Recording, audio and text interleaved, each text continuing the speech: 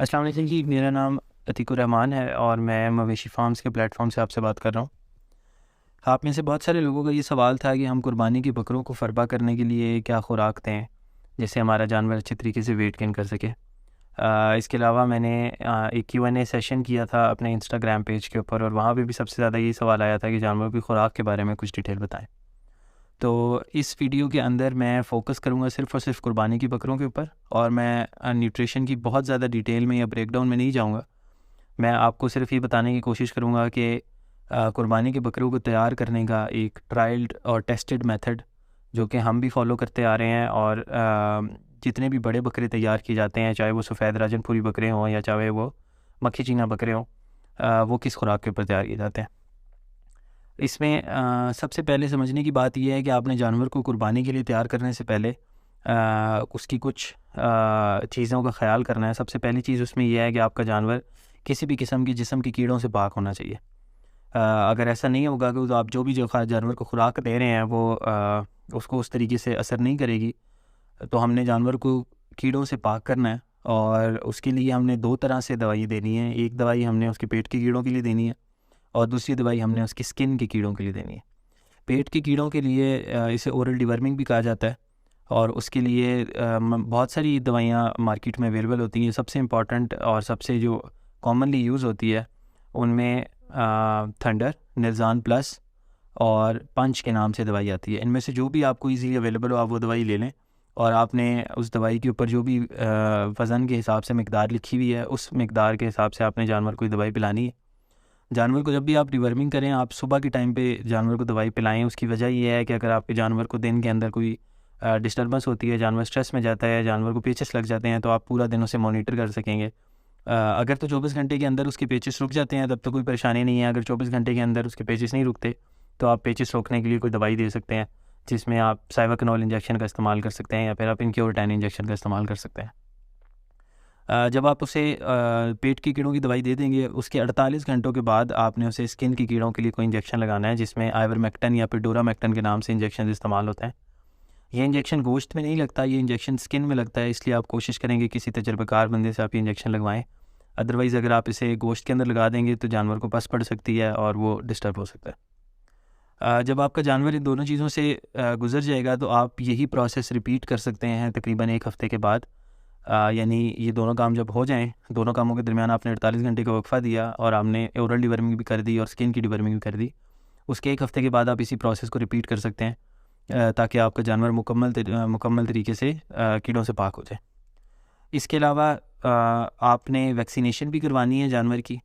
हर इलाके के हिसाब से गवर्नमेंट ने वैक्सीनेशन चार्ट्स दिए होते हैं, जिसके अंदर ये लिखा होता है कि किस वक्त में किस इलाके में कौन सी वैक्सीनेशन की जानी चाहिए। इस वीडियो को रिकॉर्ड करने के टाइम पे मैं अप्रैल में ये वीडियो रिकॉर्ड कर रहा हूँ, और लाहौर, इस्लामाबाद, पिंडी वाला जो रीजन है हमारा, यहाँ पे ETV की वैक्सीनेशन का टाइम है। तो आपने ETV की वैक्सीनेशन करानी है। वो आपको किसी भी सरकारी वेटनरी हॉस्पिटल से वैक्सीनेशन मिल जाएगी। उसका फ़ायदा ये होगा, ETV बेसिकली एंटेरोटॉक्सीमिया, आंतड़ियों के जहर के नाम से जाना जाता है, और ये एक बहुत ही मुहलिक बीमारी है। अगर आपका जानवर ETV में मुब्तला हो जाता है तो उसकी सडन डेथ हो सकती है। तो आपने कोशिश करनी है कि अगर पॉसिबल हो तो आपने अपने जानवर की वैक्सीनेशन ज़रूर करानी है। एक दफ़ा जब आप इस प्रोसेस से गुजर जाएंगे, अब आपका जानवर तैयारी के लिए रेडी है, और आपने अब उसकी खुराक के ऊपर फोकस करना है। खुराक में फ़ोकस करने के लिए सबसे इम्पॉर्टेंट ये है कि आपने ये अंदाज़ा करना है कि आपके जानवर को टोटल कितनी खुराक की ज़रूरत है। उसमें जो पहली चीज़ है उसको हम कहते हैं ड्राई मैटर। ड्राई मैटर से मुराद ये है कि आपके जानवर को आप जो भी चीज़ें खिला रहे हैं उसमें से अगर आप पानी को माइनस कर दें, जो बाकी चीज़ बचेगी वो हम ड्राई मैटर कहलाता है। फॉर एग्ज़ाम्पल, अगर आप अपने जानवर को 1 किलो हरा चारा दे रहे हैं, उसमें 70 से 80% पानी है, तो उसको आप माइनस कर दें तो 200 ग्राम उसको खुराक मिल रही है। इसी तरह अगर आप जानवर को 800 ग्राम वंडा दे रहे हैं, उसमें पानी की मिकदार बहुत कम होती है, तो वो 800 ग्राम का 800 ग्राम आपका वंडा खुराक की फॉर्म में जानवर को मिल रहा है। इस तरह टोटल जो आपको खुराक जानवर को आप दे रहे हैं वो तकरीबन 1 किलो बन जाती है। ये ज़रूरी इसलिए है कि आपने ये अंदाज़ा करना है कि आपके जानवर को टोटल कितनी खुराक की ज़रूरत है, और ड्राई मैटर के हिसाब से 3% खुराक उसकी बॉडी वेट की हमने जानवर को प्रोवाइड करनी होती है। यानी अगर एक 100 किलो का जानवर है तो उसे 3 किलो खुराक की ज़रूरत है, और अगर एक 50 किलो का जानवर है तो उसे 1.5 किलो खुराक की ज़रूरत है। दूसरी चीज़ ये आती है कि आप इस खुराक के अंदर क्या क्या कुछ होना चाहिए। तो इस खुराक के अंदर आपने 3 चीज़ों पे फोकस करना है। पहली चीज़ है प्रोटीन, दूसरी चीज़ है फाइबर और तीसरी चीज़ है मिनरल। हम पहले प्रोटीन और फाइबर की बात करते हैं। जो आप अमूमन हरा चारा या कोई किसी किस्म का भूसा जानवर को प्रोवाइड कर रहे होते हैं, ये एक बहुत ही अच्छा फाइबर का सोर्स है और जानवर को जितनी भी फाइबर की रिक्वायरमेंट है वो इस हरे चारे से या फिर इस भूसे से जानवर को मिलती है। इसके अलावा हमें जानवर को एक कोई ना कोई वंडा भी इस्तेमाल कराना पड़ता है, क्योंकि हरे चारे से या भूसे से जानवर को प्रोटीन नहीं मिल रहा होता और वो प्रोटीन प्रोवाइड करने के लिए हमें जानवर को किसी किस्म का वंडा प्रोवाइड करना पड़ता है। ओवरऑल एक कुर्बानी के जानवर की जो रिक्वायरमेंट है उसे अपनी खुराक के अंदर 17% प्रोटीन और 17% फाइबर चाहिए। तो अगर आप उसे अच्छी मिकदार में हरा चारा प्रोवाइड कर रहे हैं तो ज़्यादातर फाइबर उसे वहाँ से मिल रहा है। अब हमने वनडे की सूरत में उसे प्रोटीन प्रोवाइड करनी है। अब जो हरा चारा या फिर भूसा आप इस्तेमाल कर रहे हैं उसकी भी मुख्तलिफ इकसाम है। हरे चारे के अंदर जो सबसे अच्छा हरा चारा है उसमें आप लूसन इस्तेमाल कर सकते हैं, आप उसमें जोंदर इस्तेमाल कर सकते हैं या फिर जंतर इस्तेमाल कर सकते हैं। और कोशिश करें कि ये आप जानवर को हस्बे ज़रूरत जितना वो खा सकता है उतना प्रोवाइड करें। इसके अलावा बहुत सारे इलाकों में हरा चारा या तो अवेलेबल नहीं होता या फिर वो एक्सपेंसिव पड़ता है, तो आप खुश्क चारा भी इस्तेमाल कर सकते हैं जिसमें मुख्तलिफ इक़साम के भूसे आ रहे हैं। आपको मार्केट से अवेलेबल होते हैं, आप वो ले लें। उसको मैनेज करना भी आसान है और जानवर को प्रोवाइड करना भी आसान है, आपको मज़दूरी कम करनी पड़ेगी। खुश्क चारे के अंदर जो सबसे अच्छा चारा है वो खुश्क लूसन है, जिसको हम अल्फ़ा के नाम से भी जानते हैं। मार्केट में इजीली अवेलेबल है, लेकिन क्योंकि वो एक्सपेंसिव है और हर बंदा इस्तेमाल नहीं कर सकता, तो उसकी जगह पे आप कुछ और भूसे इस्तेमाल कर सकते हैं, जिसमें मूंगफली का भूसा है, मूंगी का भूसा है, चने का भूसा है, गवारे का भूसा है। इनमें से जो भी भूसा आपको अवेलेबल हो, आप बस ये मेक श्योर कर लें कि वो अच्छी क्वालिटी में हो, उसमें किसी किस्म की फफूंदी या फंगस ना लगी हुई हो, पत्थर वगैरह शामिल ना हो, कोई मिक्सिंग ना हो, तो आप ये भूसा इस्तेमाल कर सकते हैं। अगेन आपने ये हस्बे ज़रूरत इस्तेमाल करना है। अगर आपके पास हरा चारा भी है और आप भूसा भी खरीद सकते हैं तो बहुत ही अच्छी बात है। आप दोनों को मिक्स करके, चॉप करके, कुतर के वो जानवर को दें। जानवर हरा चारा होने की वजह से शौक़ से भी खाएगा और खुश्क चारा होने की वजह से उसे कम क्वांटिटी खा के ज़्यादा ग़िज़ाइयत मिल जाएगी, क्योंकि खुश्क चारे में पानी नहीं होगा।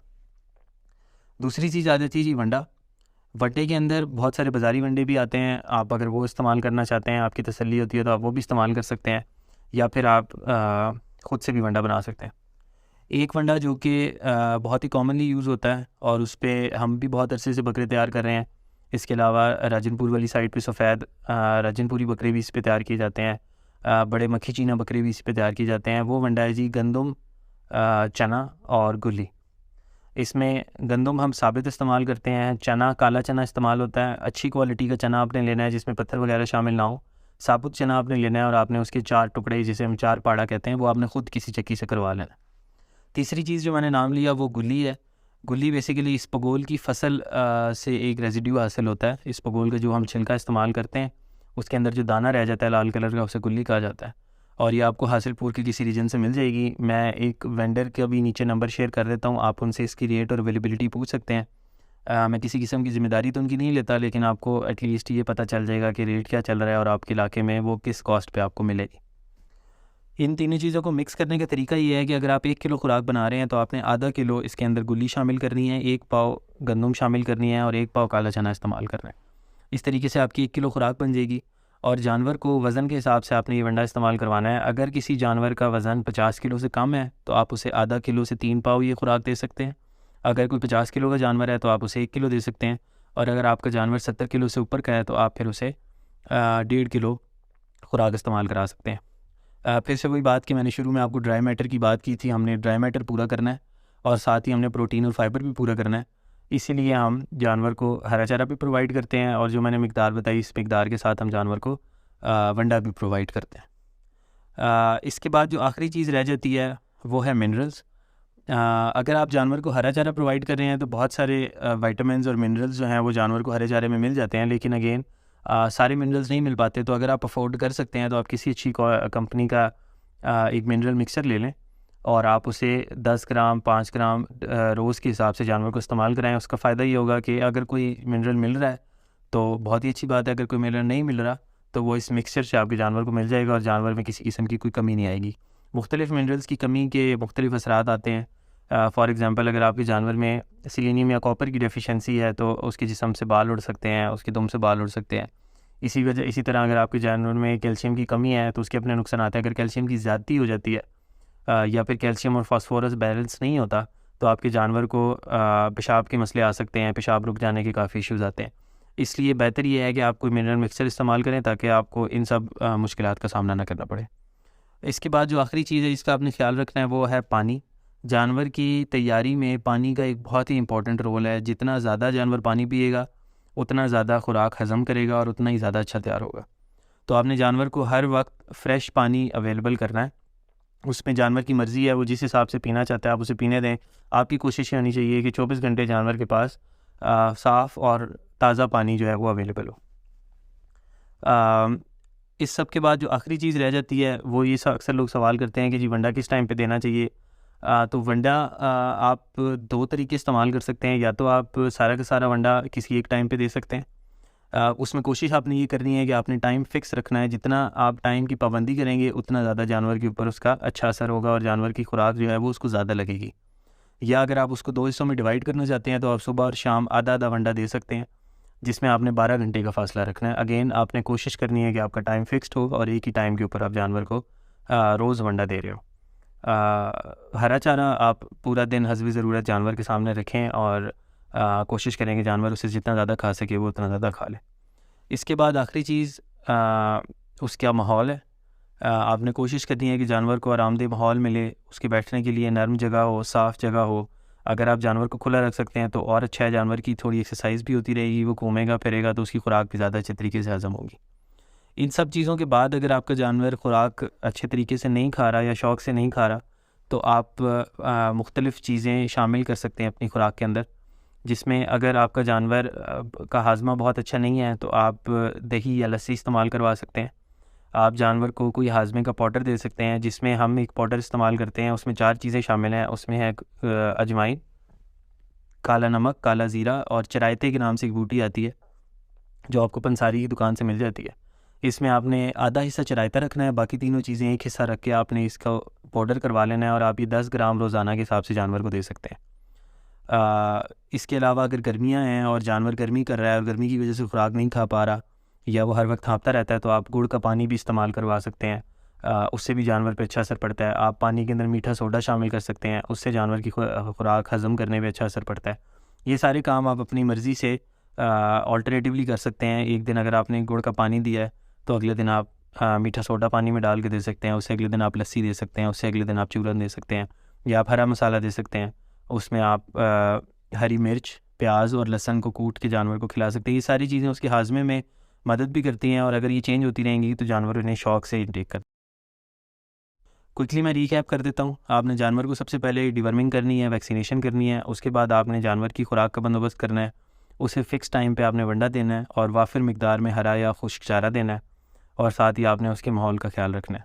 अगर ये सारी चीज़ें आप जानवर को प्रोवाइड करते हैं तो एक अच्छा जानवर, जिससे मुराद 50-55 किलो का जानवर है, वो अगर आप ये सारी चीज़ें उसे प्रोवाइड करते हैं तो वो महीने में 4 से 5 केजी ईज़िली गेन करता है और उसकी जिस्म के ऊपर शाइन आ जाती है, जानवर का जिस्म भरने लगता है, उसकी जिस्म पे गोश्त की पैदावार में काफ़ी ज़्यादा इजाफा हो जाता है और आपका कुर्बानी का जानवर बहुत अच्छे तरीके से तैयार होता है। ये सारी चीज़ें मैंने कुर्बानी के हिसाब से एक्सप्लेन की हैं।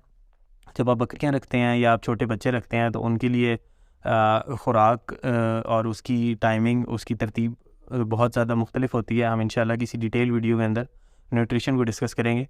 फ़िलहाल इन सारी चीज़ों को सुनने के बाद अगर आपका कोई सवाल है तो आप नीचे कमेंट कर सकते हैं। दुआ में याद रखिएगा। अस्सलाम वालेकुम।